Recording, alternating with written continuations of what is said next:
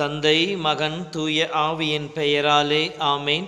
மூவொரு கடவுளுடைய அருளும் ஆசீரும் பாதுகாப்பும் வழி நடத்துதலும் உங்களோடு இருப்பதாக. கிறிஸ்து பிறப்பு காலத்தின் என் கிழமைகளில் 6ஆம் நாள்.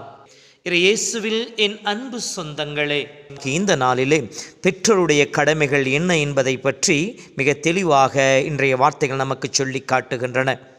பெற்றோர் கடவுளமிருந்து பெற்றுக்கொண்டவர்களில் குழந்தைகள் ஒவ்வொன்றும் கடவுளுடைய கொடை என்று சொல்லி இறை வார்த்தை சொல்லுகின்றது. கொடையாக பெற்றுக்கொண்ட ஒவ்வொரு குழந்தையும் நல்ல முறையில் வளர்ப்பது என்பது பெற்றோருடைய தலையாய கடமையாக இருக்கின்றது. இறைவன் கொடுத்த குழந்தையை நாம் எந்த நிலையிலே வளர்க்க வேண்டும் என்பதைத்தான் இன்றைய வார்த்தையின் வழியாக தந்தை சூசையப்பர் தாய் மரியின் வழியாக நம் ஒவ்வொருவருக்கும் இறைவன் இயேசு சொல்லிக் கொடுக்க விரும்புகின்றார். இன்றைய நற்செய்தியினுடைய இறுதி வசனங்களை படிக்கின்ற பொழுது, குழந்தை வளர்ந்து வலிமை பெற்று ஞானம் நிறைந்து கடவுளுக்கு உகந்ததாய் இருந்தது என்று சொல்லப்பட்டிருக்கின்றது. இங்கே குழந்தை வளர்ப்பின் 3 அம்சங்களை மிக தெளிவாக நற்செய்தியாளர் விளக்கி கூறுகின்றார். முதலாவதாக வலிமை. குழந்தை வலிமை பெற்றதாக இருந்தது. இங்கே 3 நிலைகள்: உடல், உள்ளம், ஆன்மா.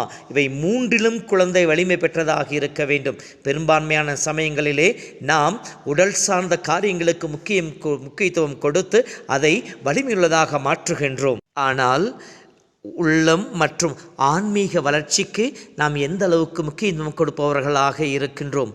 உள்ள வளர்ச்சி என்பது அவர்கள் உள்ளத்தில் இருக்கின்ற எல்லா விதமான சந்தேகங்கள், பயங்கள் அனைத்தையும் அகற்றி போடுகின்ற உடன் நடக்கின்ற பெற்றோர்களாக இருந்து நல்வழிப்படுத்துகிறாராக இருக்கின்றோமா?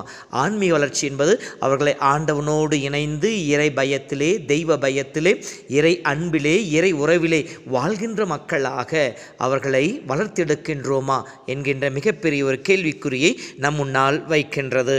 நாம் உடல் வளர்ச்சியில் மட்டுமல்ல, உள்ள வளர்ச்சியிலும் ஆன்ம வளர்ச்சியிலும் அவர்களுக்கு துணை புரிபவர்களாக இருக்க வேண்டும். இதைத்தான் திருமுழுக்கின் பொழுது குருவானவர் தாய் தந்தையிடமும் ஞான பெற்றோரிடம் சொல்லுகின்ற பொழுது, இந்த குழந்தை உங்களிடம் ஒப்படைக்கப்பட்டிருக்கிறது, இந்த குழந்தை அறிவிலும் ஞானத்திலும் தெய்வ வயத்திலும் வளர்க்க வேண்டும் உங்களை பொறுப்பு என்பதை நீங்கள் உணர்ந்திருக்கின்றீர்களா என்ற கேள்வியின் வழியாக அந்த குழந்தையினுடைய மாண்பை பெற்றோருக்கும் ஞான பெற்றோருக்கும் எடுத்துச் சொல்வதாக அமைந்திருக்கும். இரண்டாவதாக ஞானம் நிறைந்தவராக இருந்தார் என்று சொல்லப்படுகின்றது. அப்படி என்றால் ஞானம் என்பது என்ன? கடவுளுடைய கொடை, தூய ஆவியினுடைய வல்லமை, தூய ஆவியால் ஆட்கொள்ளப்படுகின்ற, தூய ஆவியால் வழிநடத்தப்படுகின்ற குழந்தையாக நம்முடைய குழந்தை இருக்க வேண்டும். அப்படி என்றால் நம் குழந்தைக்கு தெய்வ ஞானத்தை இறைவன் கொடுக்க வேண்டும் என்று சொல்லி நாம் ஜெபிக்க வேண்டும். சாலமோன் ஞானம் 8:21 கடவுள் எனக்கு ஞானத்தை ஈர்ந்தால் ஒழிய அதை அடைய முடியாது என்று நான் உணர்ந்து கொண்டேன் என்ற வார்த்தைக்கு ஏற்றார் போலவும், 9:20 நீ ஞானத்தை அருளாமலும் உயர் வானத்திலிருந்து தூய ஆவியை அனுப்பாமலும் இருந்தால் உம் திட்டத்தை யாரால் அறிந்து கொள்ள முடியும் என்ற வார்த்தை கேட்டார் போல, ஞானத்தால் மீட்பு அடைவோம் என்ற வார்த்தையின் பிரகாரம் நாம் கடவுளிடம் ஞானத்தை நம் குழந்தைகளுக்கு பொழிய வேண்டும் என்று சொல்லி ஜெபிக்க வேண்டும். நம் குழந்தைகளுக்கும் அதை சொல்லிக் கொடுக்க வேண்டும். எப்படி? சாலமோன் அரசன் கடவுளிடம் உனக்கு என்ன வேண்டும் என்று சொல்லி கேட்கின்ற பொழுது, எனக்கு எதுவும் வேண்டாம், உம்முடைய ஞானத்தை எனக்கு கொடும் என்று சொல்லி கேட்டாரே, அதைபோல இறை ஞானத்தால் நம்முடைய குழந்தைகள் நிறைந்து வளர வேண்டும் என்று சொல்லி நாமும் ஜெபிக்க வேண்டும். நம் குழந்தைகளுக்கும் அதை கேட்க சொல்லிக் கொடுக்க வேண்டும் என்கின்ற பாடத்தை சொல்லிக் கொடுக்கின்றது. மூன்றாவதாக, குழந்தைகள் கடவுளுக்கும் பெற்றோருக்கும் சமுதாயத்துக்கு உகந்தவர்களாக வளர வேண்டும். அப்படி என்றால் தெய்வ பயத்தில் நிலைத்திருக்க வேண்டும். என்னுடைய விருப்பமல்ல, என் தந்தையின் விருப்பம் என்று சொல்லி இயேசு வாழ்ந்ததை போல இறை விருப்பத்தை தேடுகின்றவர்களாக இருக்க வேண்டும்.